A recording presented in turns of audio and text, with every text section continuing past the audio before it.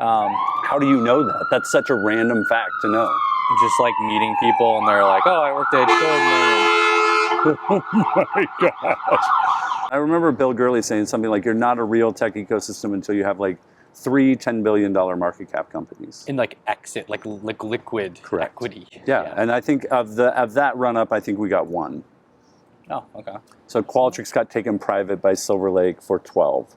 I think one of the kind of formative conversations I had with Ryan around indie stuff was, you know, he had this belief that if he had raised a seed round, that it would have been a huge mistake. Yeah. I hear a lot of people say that. Really? In what context? More than 0. Like more than like 1%, right? Like you're like, you like I meet a lot of these founders who, you know, they got to like 10, 20, 30 million in ARR. Yeah. It was like bootstrap. And they're like, if I would have raised $3 million, we wouldn't have made it. And Why did they say that? Because they would have built the company differently. How so? Hiring differently, more credentials, more like signaling based versus just like getting customers to pay you for the product and make money. Yeah. And then probably like you put constraints around the company, which can be really good. Like let's say you raise your $3 million seed round, you have product market fit, you know, but in 18 months or 12 months, we have to be ready to raise the next round. Otherwise, we're kind of screwed. And I don't know, it's pretty hard. Like it seems easy in retrospect when you look back at all the successes, but yeah. So it's like, it took us 15 months instead, and like it doesn't matter. Like we made it because we weren't going to run out of money. Yeah. That is not the world you came into as a VC. Yeah, I don't think so. Not really. How did you get into this stuff? How much of the story are we getting into? Whatever you want to cover. I can give like the full 5-minute life story. I think it's an interesting trajectory. I'm into it. We got nothing but time. Look at us. Yeah, we're just sitting in Columbia, Missouri at the, what cafe is this? The Bill Clinton? Yeah, the Bill Clinton Cafe. Yeah, Glenn's Cafe. Yeah. Absolute kings, by the way. Like they've really hooked us up, haven't they? Yeah. Plus, if you click we the haven't link in even the show ordered notes, anything. Well, so I was born in Winnipeg. I moved to Grand Rapids. Just the extended version. You have no time cap. Yeah, I moved to Grand Rapids, Michigan with my parents when I was 9. They separated right after we moved down here. My dad ended up moving back to Canada. My mom went back to school full time to get a visa to stay in the U.S. Yeah. She couldn't technically work because she didn't have the right kind of visa, so she would, volunteer at friends' businesses. Okay. Got paid cash, gift cards. We got food from the food pantry at the church.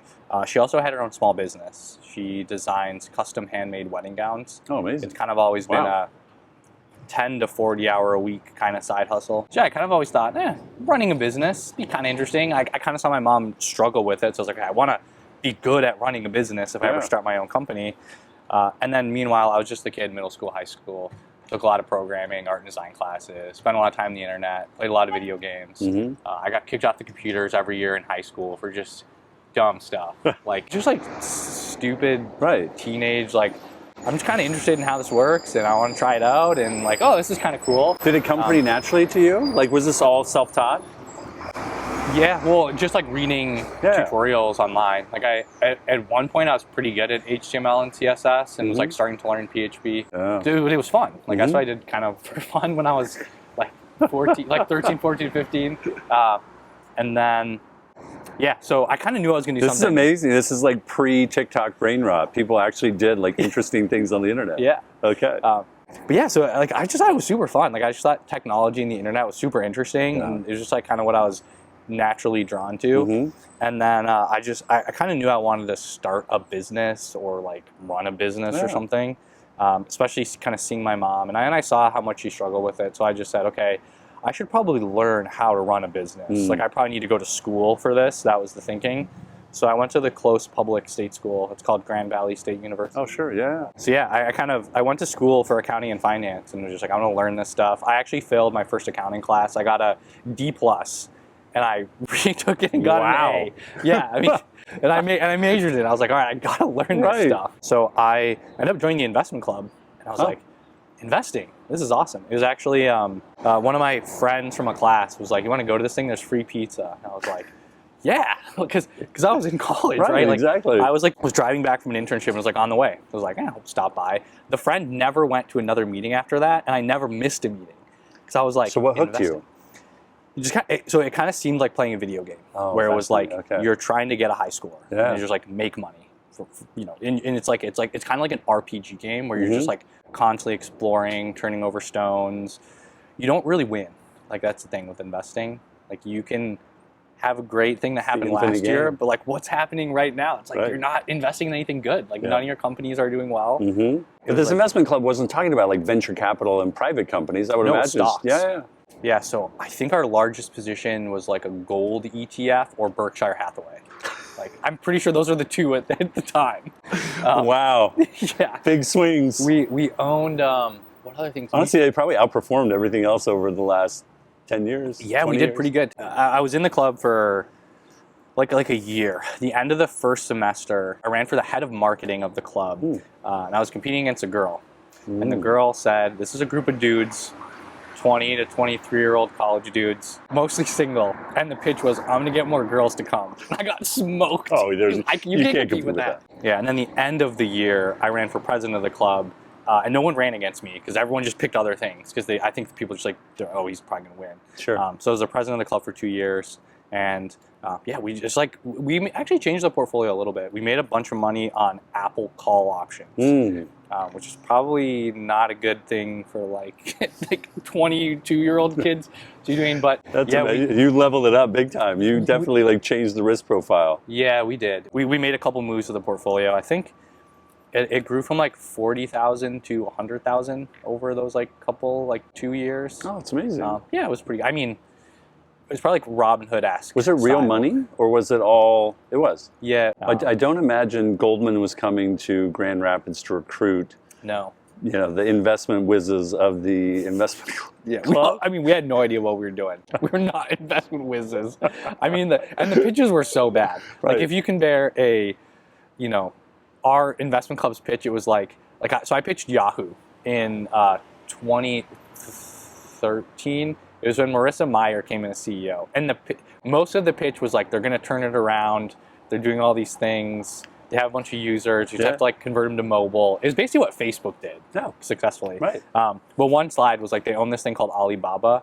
And it's probably like worth the amount of the stock. So just like, it's a pretty good buy because even if things go wrong, like this is the Amazon of China that will own like.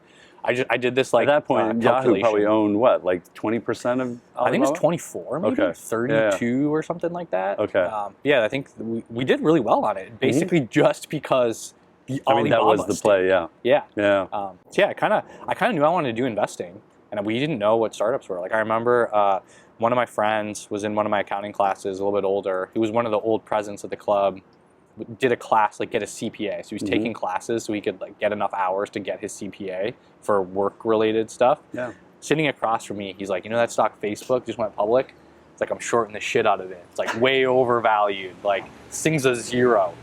Or that's the kind of thinking. And he made money because the stock cut in half after the IPO. Right. That's exactly right. But it's like the kind of people who say like, oh, the PE ratio of Netflix is 80 and it should be 10.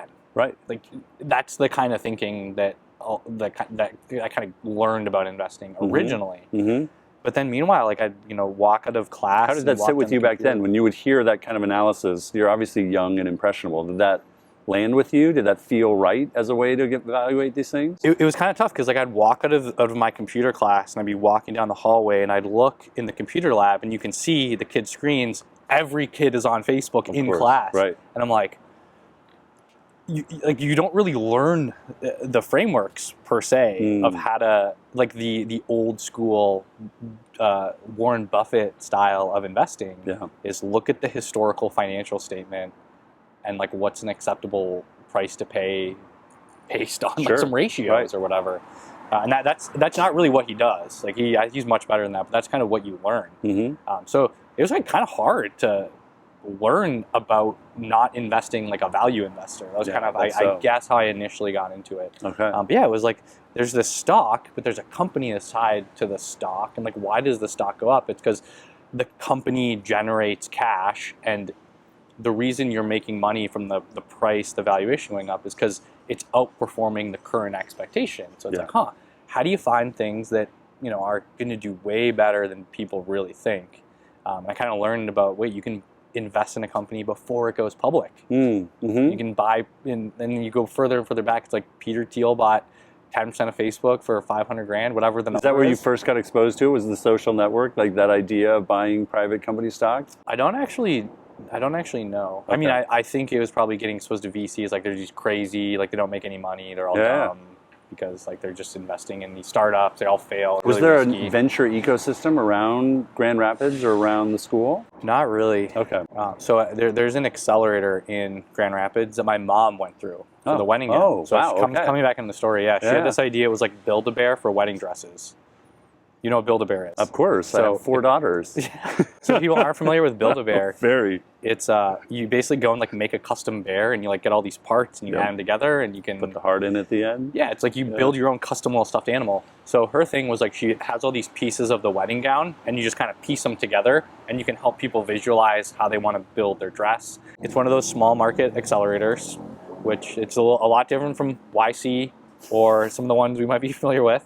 So I think that's probably where I first learned about it. And I was like helping my mom and it was crazy. Like she didn't know how Did you go through any of the programming with her? Did you go through any of like the parts of the accelerator? A little bit, not a lot. I went to some of the pitches. Okay. I thought it was interesting. It felt like there was too much of an emphasis on the pitch versus making it like serving customers, solving problems for them, making money. Right.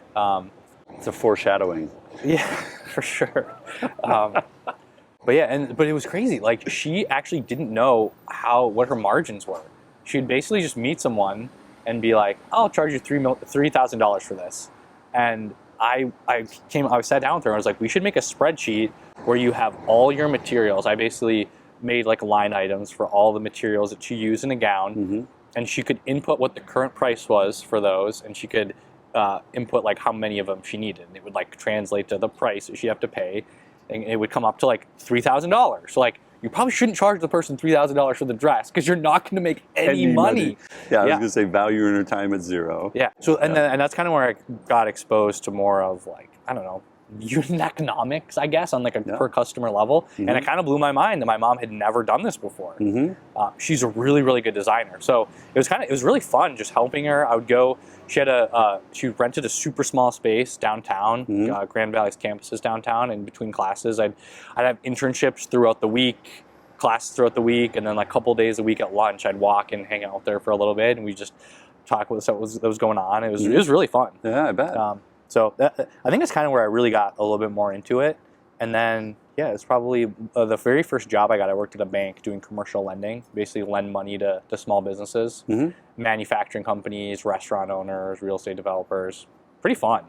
Like, you mean, well, the learning it all, but once you're like a year in and it's the same thing over and over again, sure, a little bit less fun. Yeah, I bet so. And part of it is, if this goes south, can we just like rip everything out and get our money back, like sell all the assets. Right. So it's a different way of doing it, but it's very much like can they pay back the loan? Every company, they might be declining 2% a year, but they're still good to lend money to. Right. Because they've got 20% EBITDA margins. They've got like a little local monopoly on their fuel wholesaling business. They'll be able to pay back $1 million if they borrow it to buy some trucks. I would imagine that's a crazy cross section of industries and companies and entrepreneurship.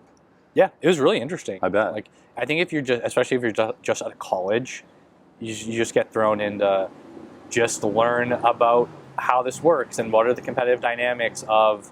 So one interesting one was a car dealership. So this was in probably like 2015. Tesla was kind of becoming a pretty big thing. It was clear it's probably not going to fail, and they didn't have dealerships. And I was like, why are we lending money to a dealership? I don't know if this is a good idea. Right. Because you basically are just lending them money based on the value of the land, the value of the dealership, which is kind of made up, really, at the end of the day, like what the value of that plot of land is. I was like, dealerships might not exist in 10 years. Wow. But, you're very future forward. That's probably a little bit exaggerated. They'll probably still exist, but I was like, I don't know if we should be lending money to a dealership. Right. Because, the internet is kind of taking away the need for a dealership. So yeah, and then so I got a job working for the endowment of a nonprofit, and I was there for like 3.5 years, and I just learned how to be an local LP. Grand Rapids Yep. So I interned at a company called Amway. Okay. It is the multi-level marketing company. Come on, I'm from Utah. We're like that. We're the Silicon love Valley of those. multi-level marketing. Oh, amazing. Yeah. It's insane. So like, yeah. it As much as of a halo as we get for tech, there is I won't call it an underbelly, but there's certainly like a whole industry. There's an industry around, dozens and dozens of scale multi-level marketing companies. Yeah, they're good businesses if you own the scheme.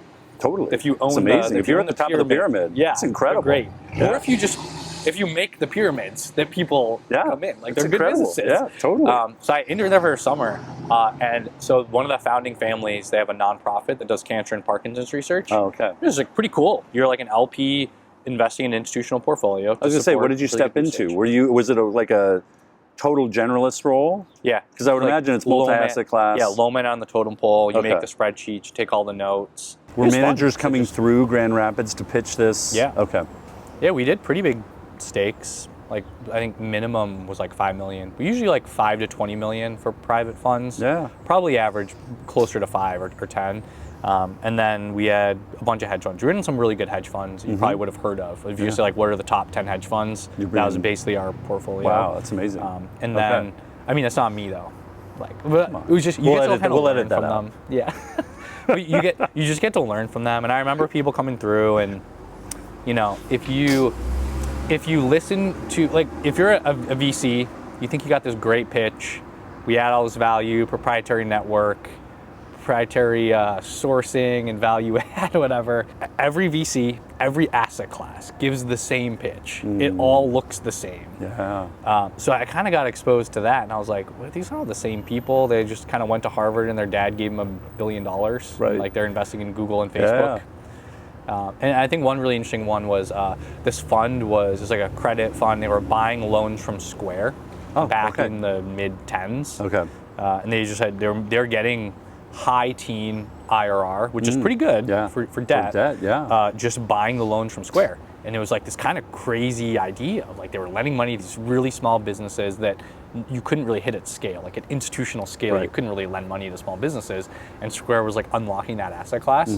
So I was like, oh, that's pretty cool. Yeah, I think it was just like, it was kind of like just going down this rabbit hole of like what this VC thing was. Like you could give money to a company instead of investing when it's public, you can invest when they're getting started. That was just, it kind of blew my mind. And you kind of think about, you see all those posts that people forget about dilution. Yes. There's always dilution, but you'll be like, 100,000x change in valuation. Right.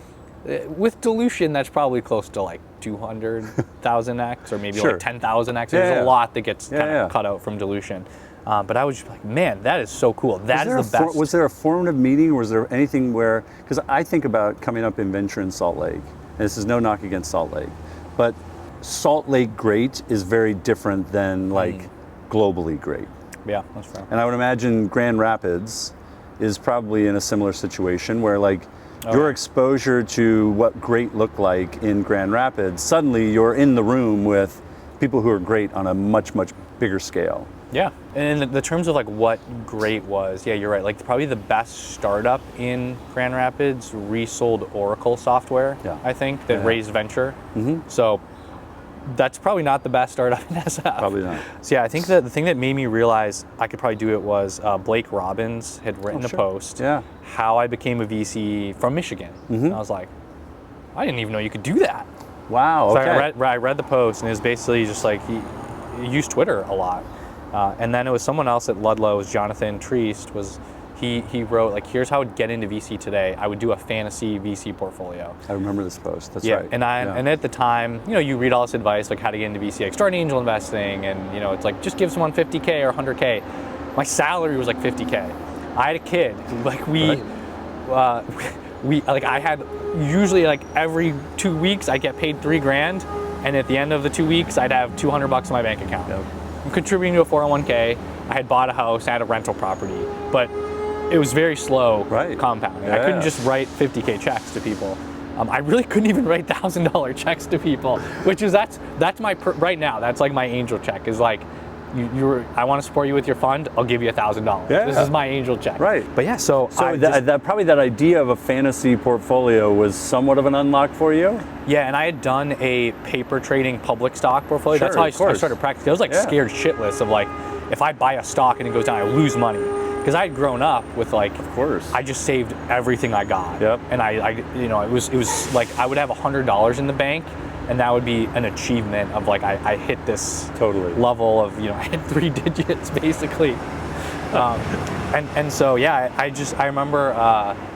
I just did a bunch of stupid stuff with these like paper trading accounts. Like I would just like open one and I'd just buy like 1,000 stocks and just kind of follow them. And I remember during the Greek financial or the Greek banking crisis in the old Greek like banking 2015. crisis. I mean, there's been multiple, but I think this one was in 2015. Like I'd buy the National Bank of Greece stock, right? Because it was like it'd be down like 99%, right? And you just kind of like buy them for fun because it was just kind of learning. Sure. So I was pretty familiar with you can like fake invest, sure. Yep. Yeah, I just kind of picked a bunch of companies I'd like follow. I'd read everything.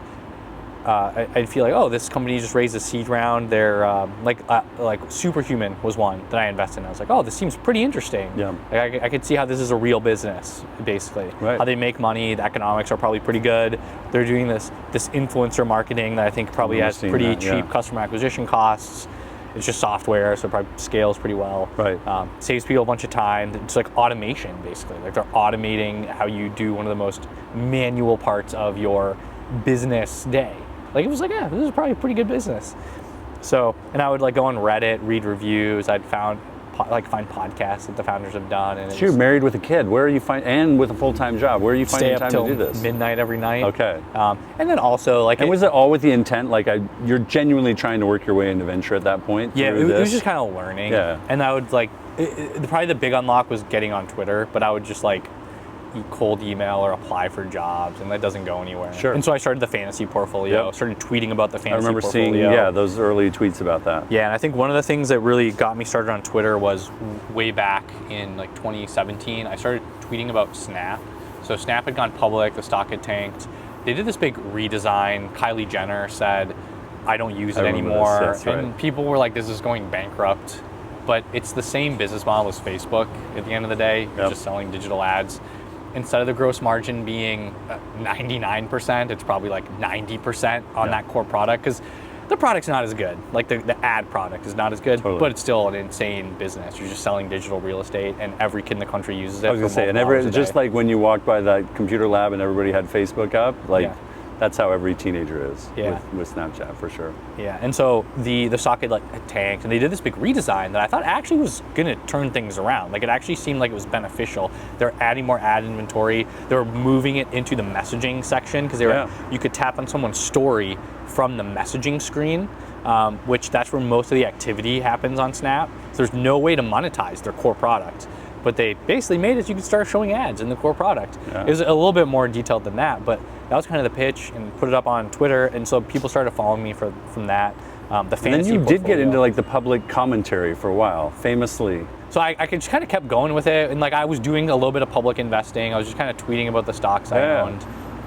I stopped when I started Banana because I just didn't really spend any time on it. Like I still kind of did it a little bit, but I ended up selling it. For some reason, I thought when you started Banana, there was going to be some public element of it. There was, yeah. Okay, that was part of the pitch, no? Yeah, my initial pitch was it's a public it's like a crossover fund that starts at pre-seed and seed. That's amazing. What a wild pitch. It sounded good on paper. Terrible idea, though. So the thesis was there's all these public market investors, like these hedge funds that are creeping into the private markets, and I think they're going to stall out at Series A and B. So I'm just going to start at pre-seed and seed and get really good, and I'm going to be able to like move all the way up and compete. It's like a bottoms-up crossover fund. Like that's how I pitched it, and I just ended up not really doing like I did no public stocks in Fund 1. Really, none. I did a couple.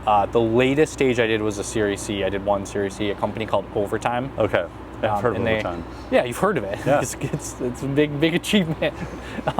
And so, but they're doing really well. That's what I hear. So I did a couple later stage, couple Series A's. I followed on to just like some other companies I'd invested in the past. Okay. But like I just tried to get really good at pre-seed and seed. And then with my Fund 2, it was kind of like I started investing in the middle of 2022, and I was like, I just really didn't do much of this later stage stuff, and I need to be really careful about valuations. Like the biggest learning in Fund 1 was your entry point matters. Say it again. Much. Say it again for the people in the back. Like you can't control anything Yeah. other than the price that you come in at. So Right. you can justify a higher entry point if really good team, really good product, you can still get the economics that you need, like 100x outcome to return the fund or whatever, but it just gets harder.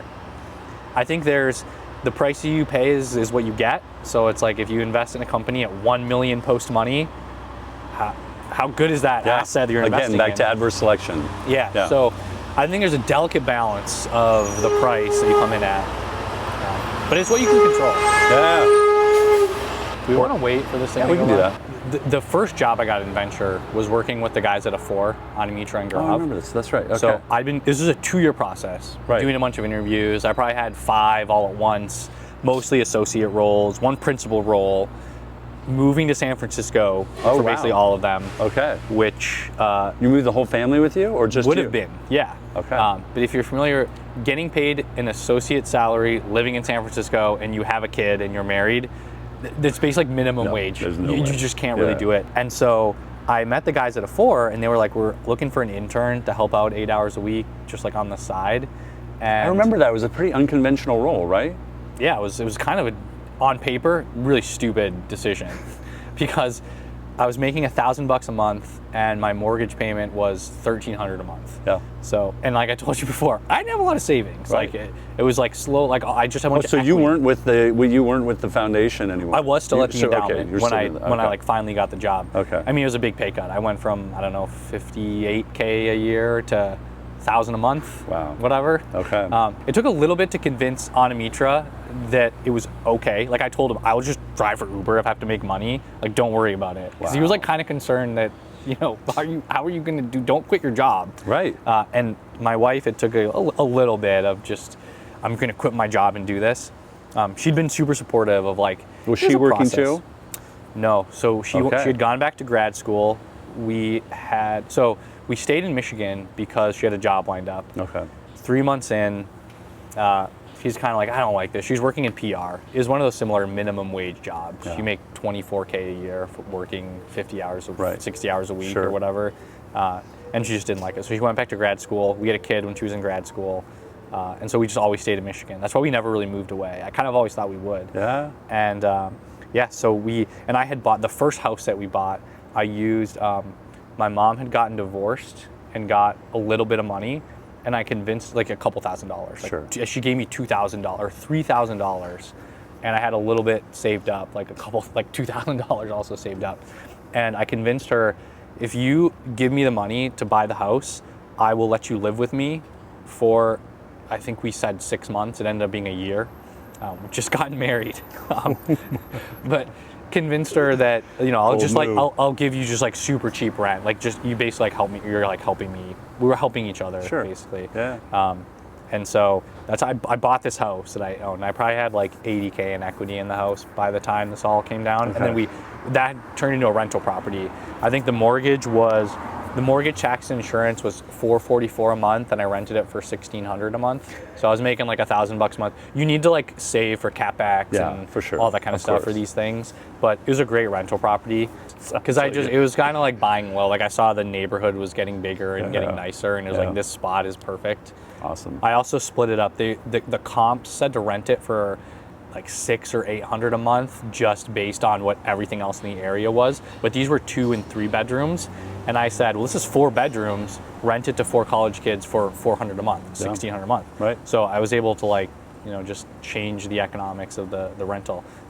And so we sold it. I sold the house too because I couldn't afford the mortgage payment anymore.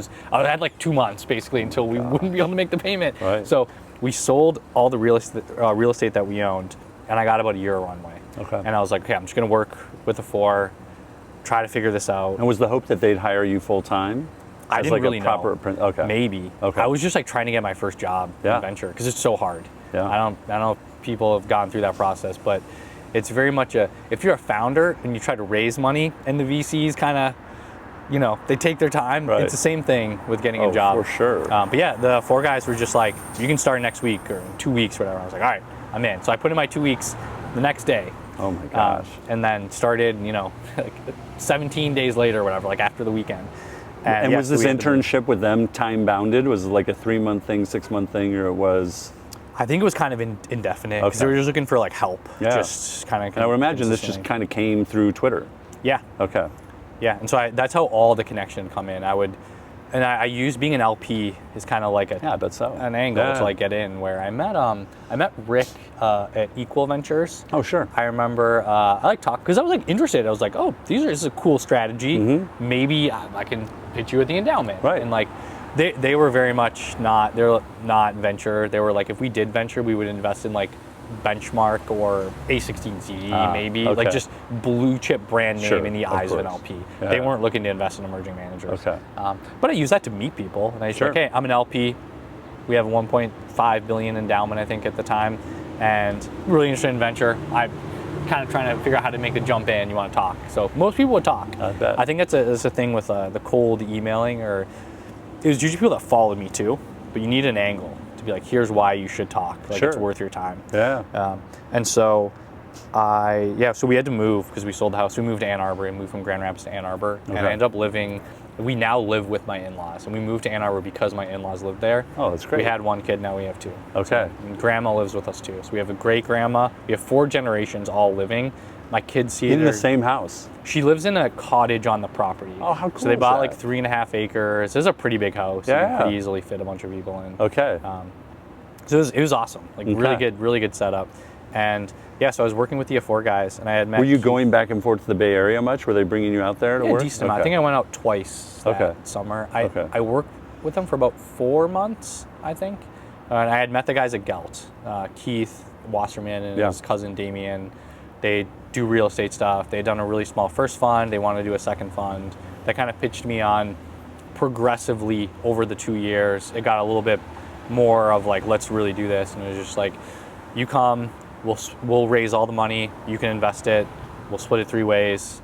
And you can stay in Michigan if you want. Wow, that's a great deal. Which was what I was trying to figure out how to do. No one wanted me to stay in Michigan. Was there a mandate on that fund? Was there a strategy really. attached to it? Or was it basically like, early go stage. nuts. You go, they know how to raise money. You know how to, were figuring out how to deploy it. Yeah, it was I would like imagine at learning. that point they had some access. I mean, Keith had built a brand online, at least around real estate, personally. Yeah, a little bit. I think it was most of the founders I've ever invested in, they just have like an affinity for me. Yeah. Like they just like me, feel like they can trust me.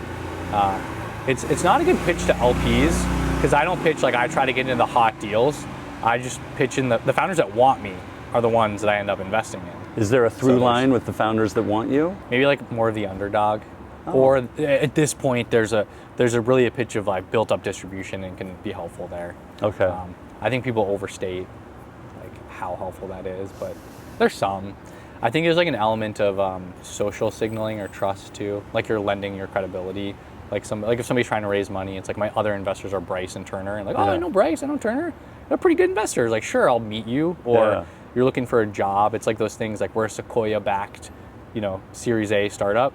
That's the lead sometimes. It's not even like what our product is not at all. or how we're doing. It's just like, here's our investors. It's incredible. Yeah, I mean, YC's the same thing. Like, look on any bio on X these days, and it's like class YC. So I think it's evolved into just a little bit more of that. Okay. And then I don't know when this episode's airing, but recently had a founder come on to launch his product on the podcast. Wow. Okay.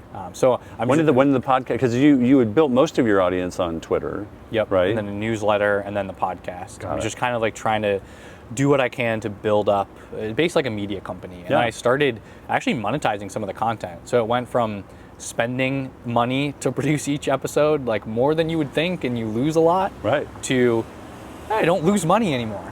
And then hopefully, if it keeps growing, it's Was that out of opportunity or necessity to make it a profitable enterprise? Well, probably the media both. stuff. Yeah. I mean, I have a pretty small fund. Yeah. So you can't spend a lot on. You're investing out of fund 2 or fund 3? I'm investing out of a third fund. Yeah. Okay. 250K checks. It's still pretty small. I'm not leading rounds or anything. Okay. Yeah. I actually took my first board seat a couple months ago. Okay, I raised an SPV to like just size up a little bit. Really interesting company, not down the fairway at all. Really? But that's why I like investing. I like investing in just kind of weird stuff where. I was going to say, how have you evolved as an investor? How has your filtering changed? So today, it's all like first or second round. The average cost basis on my fund 3 will be like 15 million, 1.5 post. So there'll be a Okay. couple, it's like 6 million, true pre-seed, and there might be like a 20 or 25, like they got $1 million in revenue, or they've signed a 6-figure customer. Yeah. Great team. The only thing that you don't like is a early stage VC is the valuation's kind of high. That is like there'll be the rare cases. I was gonna say you came in as the market was like really bubbling. It's terrible time to invest a fund 1, especially also doing a little bit of later stage. Did you know it at the time? Like, because Really I'm reasonable. like old and grizzled, and like I've lived through 3 or Yeah. 4 of these waves now, and Yeah. so you came in like wide-eyed. Had you convinced yourself like the market was this is the new reality? Yeah, I think I tried to be rational and reasonable, and on a relative basis, I thought it was being pretty good. Yeah. So there's the way I've kind of thought about it is, let's say somebody paid 10x higher of a price than they should have. Well, Yeah. let's just say the baseline is like, this company should have been valued at 10 million. Somebody paid 100 million. And I'm like, I only paid 50 million. I'm being pretty reasonable compared to these people. But like, all it should have been relative. 10. So it's like, Yeah. on an absolute basis, the cost basis was too high. Yeah. Like you paid too high of a price. Sure. So I think that was like a big learning. Is that correcting itself now? Like, are you seeing that It depends. either with more rational entry prices, or are people recapitalizing to kind of make right an otherwise good business that has a bad cap table? Sort of flat rounds. I feel like there's a lot less of the last. I think there's a lot less people right side. Like you said, a flat round maybe. I've had maybe a couple cases of down rounds. Okay. Not too bad. Yeah. I had one, they did a unicorn, they did around like 32% discount, Okay. which I think it was a reasonable valuation. I don't know. Right. Something just like straight up just went under, right? Like I think that happens for sure. For sure. I have a bunch of companies in the portfolio where it's like 5 or 10 million post money, just like true like pre-seed seed. Yeah. And I had some where they like raised a quick follow-on round to like 80 million post, and they're probably in a tougher spot. Yeah. Yeah, the biggest learning was just on an absolute basis throughout business cycles, like persistence, like what is just a good way. It's like the entry point really, really matters. I think, how big the TAM is, how great the founders are, how big the outcome can be. You can sway a little bit because of that, but like the price that you come in at, you can't change. Can't change it. So you just have to make sure that it fits with the fund. Like the general portfolio construction is I do roughly 5% of my fund in each company. So if you get 100x on 5% of your fund, that's 500%. So that's 5x returns on the whole fund. Yeah. So even if you get a 20x, which most people would say that's not a good outcome for one of the legacy asset management firms with their larger funds, I don't know, I wouldn't be upset with that, right? Do you feel that calculus at all in terms of like how, especially in the current venture market, like with each successive round, you kind of adopt the return profile of the next lead investor? So kind of what maybe a little success for them looks like is very different than, say, what success looks like for a, sub $50 million fund versus a $5 billion fund. I think so. I mean, I think that's part of the game, quote unquote, that everyone has to play. Yeah. I'm at a VC that we've probably all heard of them or know of them, and they didn't know what like public comps were. Like they thought you needed a markup in order to justify that the company was valued that much. Like I was just like, oh, this is how the company's doing, and like, I don't know, it's probably like worth this much just based on like public market, like what someone would pay for it. They're just like, but there's no markup. How do you know what it's worth? I was like, wait, what? Like, Wow. but that's part of the game that everyone plays, Totally. is like getting the markup, because Yeah. get a markup, but who's it from? Is it from a fund that you've heard of and a fund that everyone knows is really good, Yes. or is it a random fund? So I think there's like a little bit of people want to make sure their companies are getting marked up by funds that are well known, because I think the dirty secret of VC is like most people make more money faster from management fees and raising. Just got stung by that bee. It's about to That was sting me. a It's very VC. Miyagi move. Yeah, it was like I know, he was trying to cut you off before you He's just... on the camera now. That's I don't right. know if the viewers can see it on the camera. No, I hope so. No, this is, they're trying to sabotage this Yeah. point, so I want to make sure you get it out before the last time we see you. Yeah. Well, yeah, so like let's say you have a $10 million fund. People say it's 2 and 20. It's really, it's 2% for 20 years. So it's 20. Yeah. It's 20 and 20. Yeah. So you have a $10 million fund. What's 20% of 10 million? It's $2 million in fees over 10 years. So if you're like a SaaS founder, you're like, I just signed an ACV, like the contract, like I'm $2 million in revenue or whatever over the next couple of years. People probably think VCs make money from the companies doing well and exiting and returning cash. But let's just say, okay, I want to raise my next fund, and instead of a $10 million fund, it's 50 or 100 million. $100 million fund. Again, that's $20 million in fees. Right. $1 billion fund, $200 million in fees, or $20 million a year. That's double what my first fund size was. And if I wanted to get that $20 million, I'd need to basically, I think 10x, 20x that first fund. I think I'm doing the math right. Yeah. It's like, so the dirty secret is like just raising bigger new funds is actually how you make more money with the asset management model of venture. Well, and to your point, the demarcations of success are much more legible. Like a markup in a hot company is every bit as legible and backable as an exit, maybe even more so. Yeah, I know for us, like our first year, our first fund, when we started in 2005. It took us almost 2 years to raise it. The second fund, we had a very hot company that was high profile, and as it was in the press, getting a lot of attention, our second fund ended up taking us like 2 months to raise, if that. That's awesome. It was insane.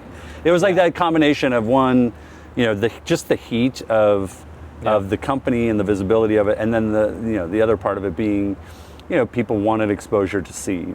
So seed was, we were doing a lot of like missionary work in 2005 and 2006 to convince people that seed was a like credible opportunity category. Yeah. Interesting. By 20, we had like 4 or 5 years between funds because we had gone through, you can imagine how the world changed between 2006 and 2010. Global financial crisis, like the whole thing. So we had a lot more time between those two funds. But by the time we were out raising a new fund, so much of it was inbound at that point because people now needed a seed. There was a seed-sized hole in their portfolio they were trying to fill, and they were trying to kind of build.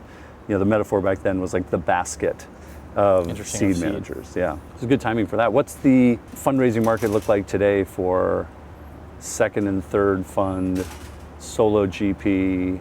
Consumer tilt. What's the vibe check on LP sentiment towards venture broadly, and then maybe like new and emerging managers specifically? I think it's kind of like the haves and the have-nots. Okay. Probably. Yeah. I think it's like, I think there's definitely some appetite for emerging managers, but I think there's maybe more vocal appetite, like you I don't know how to appetite versus allocation. Yeah, sure. It's still like a you want to minimize your risk type of thing for sure. I think everyone talks about like high net worth and family offices coming in. I think that's probably there. I think like one of the issues you'll run into with like traditionally the blue chip LPs of venture funds are like endowments and foundations, and they might have like a $1 to $10 billion portfolio. And so generally the way that works is you'll have a portfolio, we'll just say it's $1 billion.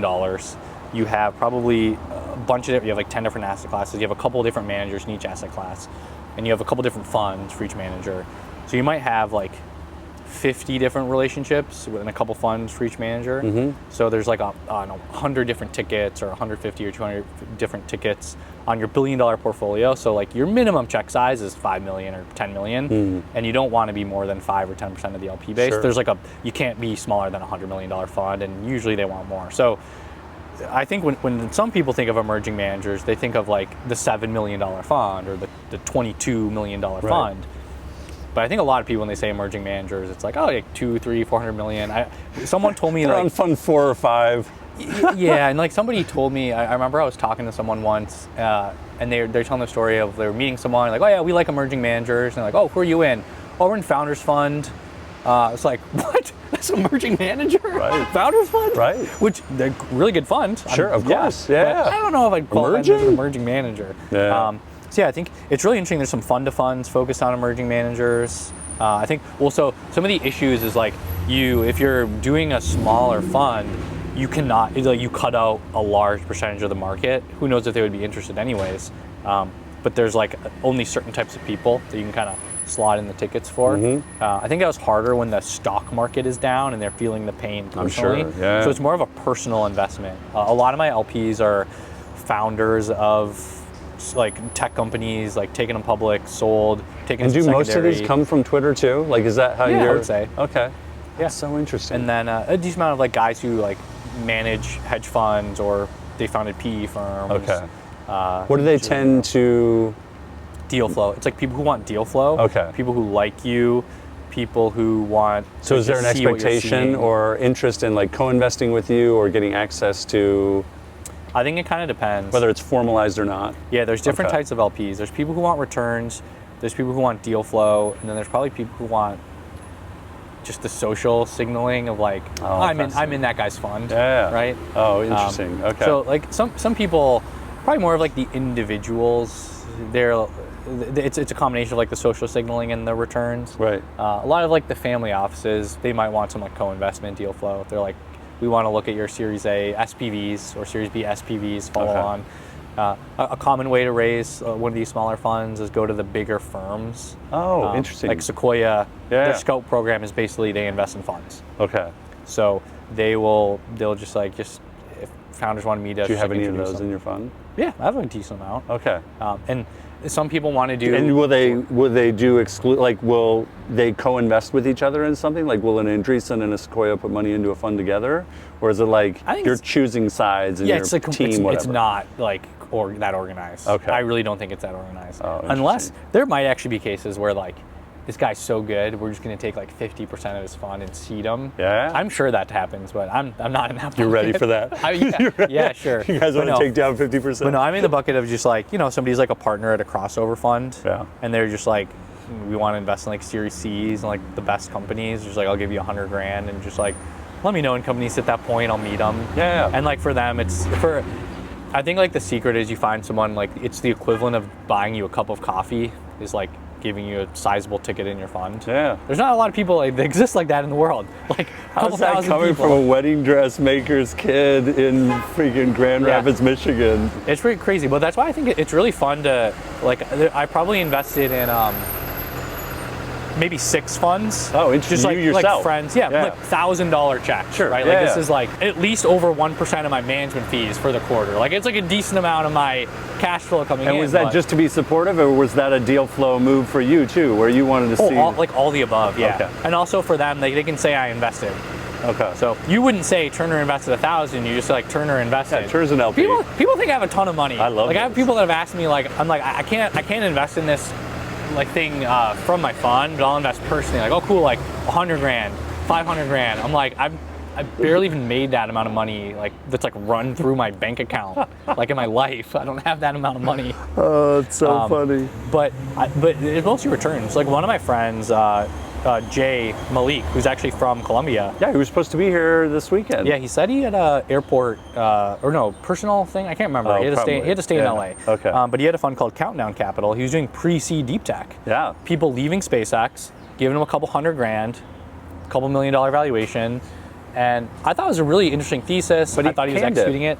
Yeah, so he started it, I don't know, 4 years ago. Okay. When deep tech was not the thing. American dynamism was not a word that people had put the two words together yet and coined. It wasn't. Yeah. It wasn't an A16Z blog post yet. That's amazing. So, but yeah, I think it was over time he realized all these founders that I thought I was going to be able to invest in. It's like the jumbo round, 30 million Sure. post or Yeah. more. Okay. And it was just too hard to do the strategy. So he ended up, I don't know what's public, but he stopped doing the fund, basically. Yeah, no, he sent me the kind of memo that he sent his LPs when he wound it down. I thought it was incredibly thoughtful.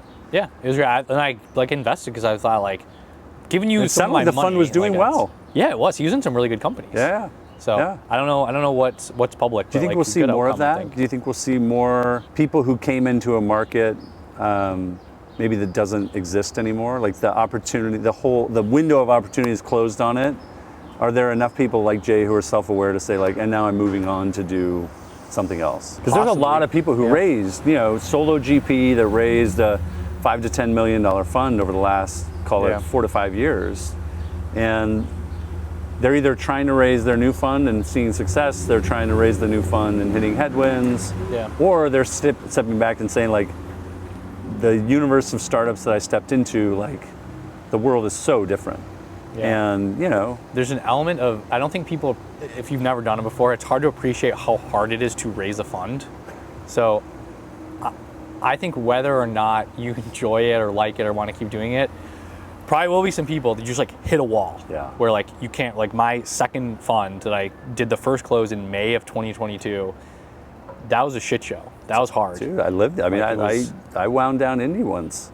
I tried to raise, that was the first time I'd ever tried to raise a fund and couldn't do it. So you never actually raised the very first fund for Indy back when you tried to do we it? we did Indy inside of OATV through Fund 4. So my partners retired on Fund 3, and then I did Fund 4, but it was mostly Indy stuff.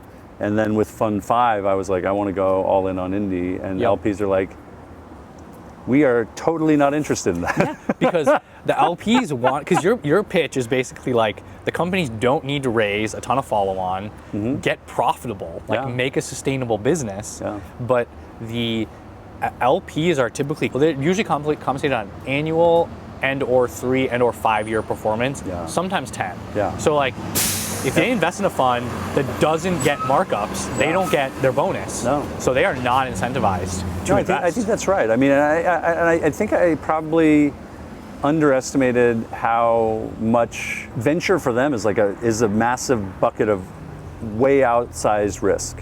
And so when you walk in and have like a very pragmatic story about venture scale companies that take a different path to getting there, you start to sound like a private equity person. You're talking about like fundamentals and things like that, and they're sitting there in what they think is an early stage venture pitch, but hearing like a vernacular that doesn't match.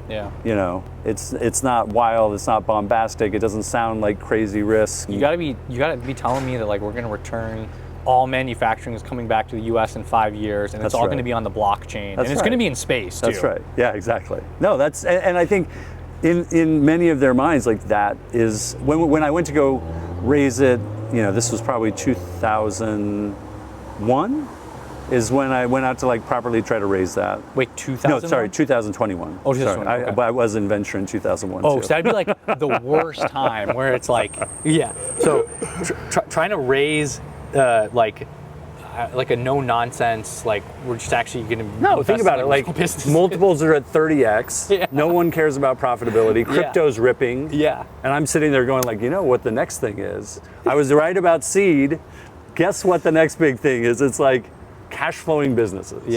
And it was just like, and like that was a time where 2021 we had Constitution DAO, we had Discord groups that were raising $30 million to buy the Constitution. I'm like, I can't raise a dime on this stupid story. And so that's when, for better or worse, the funds we'd had previously, like we were benefiting from being right over all that time. So at the same time we were sending out more money to LPs than we ever had.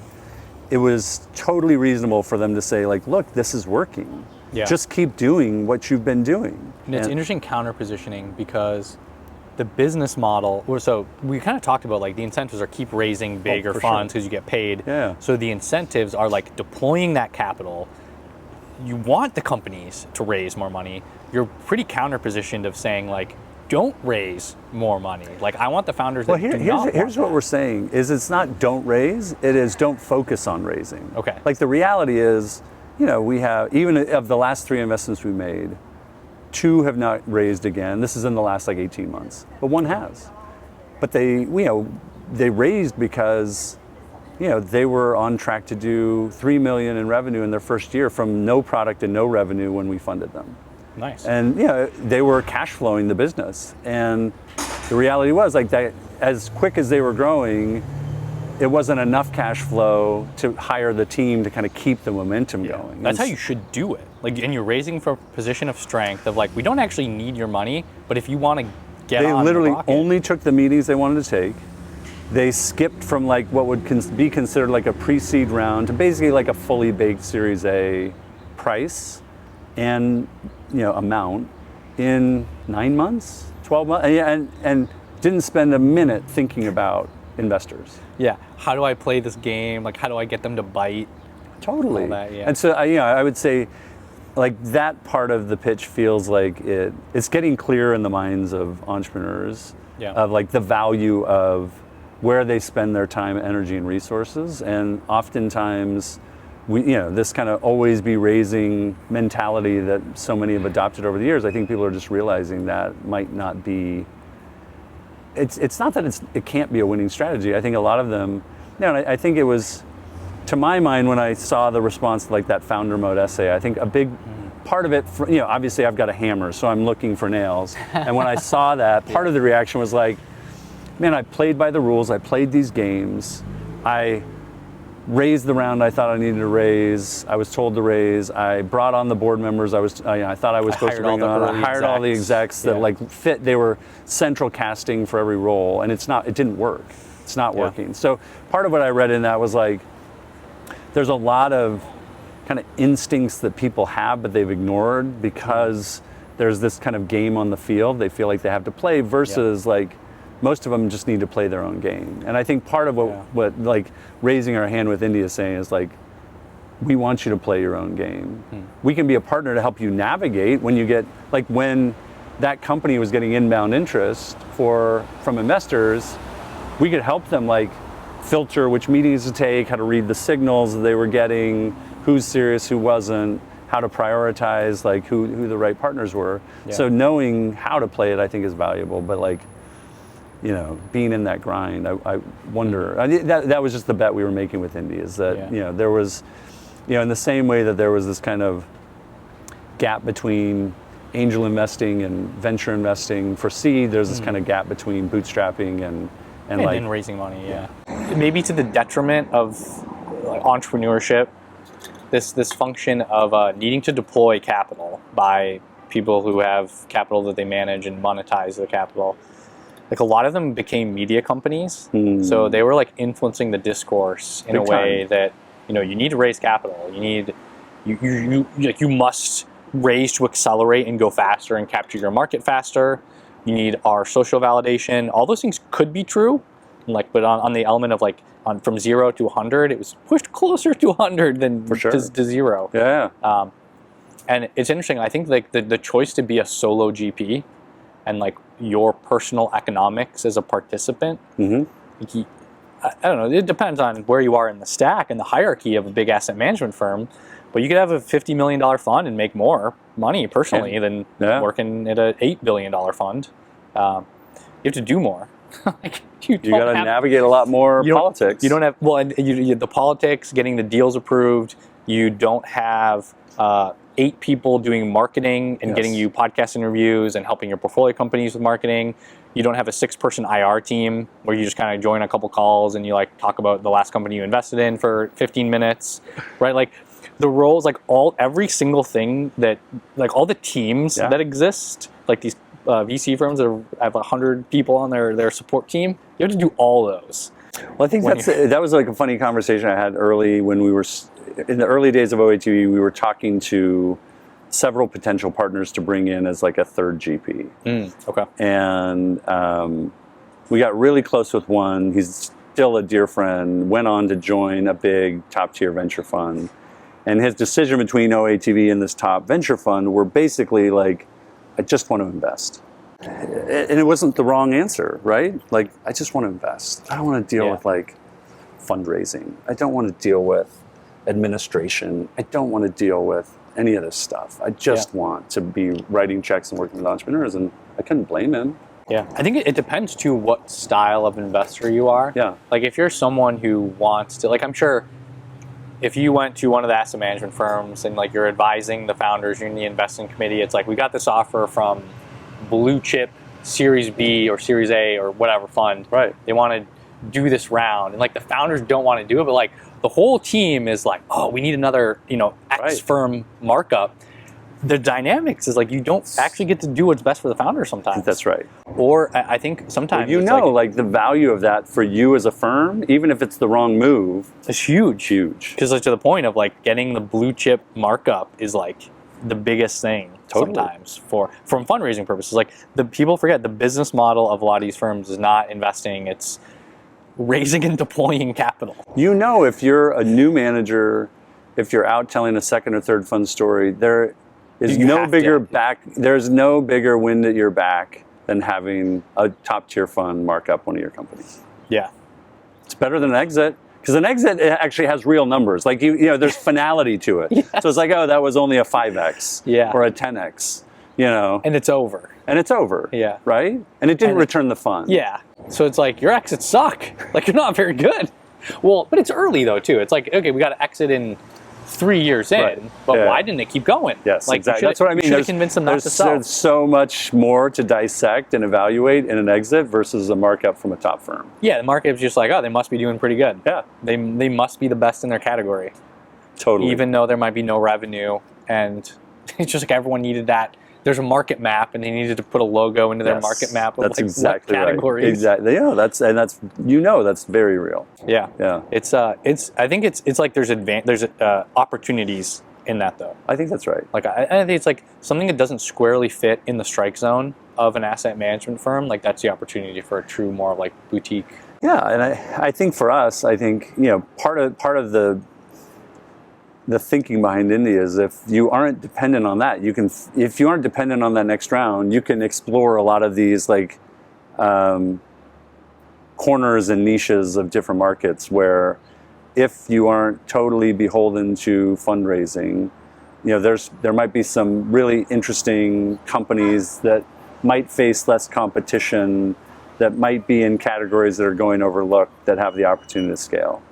Yeah, because it might be the TAM is so small, no one else wants to invest in the category, Yeah. so there's no competition. And you raise a little bit, you raise like 30 million bucks once you're going, and like you can really box out. Well, this is what I was saying. Like, you know, when you look at Qualtrics, like survey software for professors, how big is that TAM? Like, I would never invest in No, TAM is not found in Excel. It's found in the heart of the founder.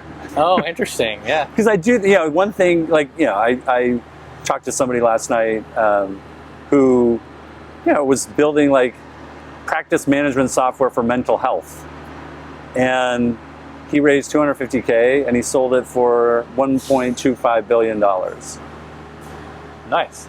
So you still probably owned like 90% of the company or something like that? And on paper, that shouldn't have been that big of a business. But at every turn, his ambition just kept growing, and his like the aperture on the opportunity kept widening. Yeah. And I think the best do that, you know. And it's really like, what's the customer? How can we solve problems from them? How much value can we create for them? And then like take our cut. What adjacencies are next to that? This is why I go back to focus with Indy. It's like entrepreneurs, like customers. I wrote a post a long time ago because I read something from Bill Gurley, and it was this big like diatribe on everything that was going on in venture, and it was talking about all the stakeholders except no one was mentioning customers anywhere in this entire like thing. And so I think the post is called like a notable omission, and it was just the acknowledgement of like you just read a 20-minute long essay on what's happening in venture, and not one time did anyone or any player acknowledge that there's customers at the heart of this. And so I think kind of some of the unwinding or retraining of the last 10 years is going to be that the customer actually isn't the VC. The product isn't your stock. That was actually just a joke. Yeah. That hit a little too close to home. Yeah. And so, For sure. But that show's been canceled. Yeah. No reruns, hopefully, either. No reruns. And so, you know, my hope is that people are getting that memo. People are seeing exactly what you just articulated, right? Like, you get close to that customer, suddenly, like, all kinds of opportunity opens up. Yeah, like And the global GDP is like 100 trillion a year. Yeah. So many different businesses doing so many different things, like software for power washers. I'm sure you could build a $1 billion company, helping them better schedule. Then you get into payments, paying their employees, all the back office, Right. like SEO optimization, like, I don't know, random market that's probably like super small on paper. Yeah. But like if you take, 5% of their revenue that you But if you pair capture, that with the right entrepreneur, yeah, Yeah. you can build really good businesses. agreed. And if you have a reasonable fund size, you own a reasonable amount of the company, Yep. make a lot of money for your investors, That's the and goal. like be aligned with the founder. May you and I both do that, my friend. I gotta Yeah, cheers. I gotta go to the airport now. This is terrible. This is like, We have exactly 12 seconds to take a tour trip. What are you talking about? Us? Yeah? Never.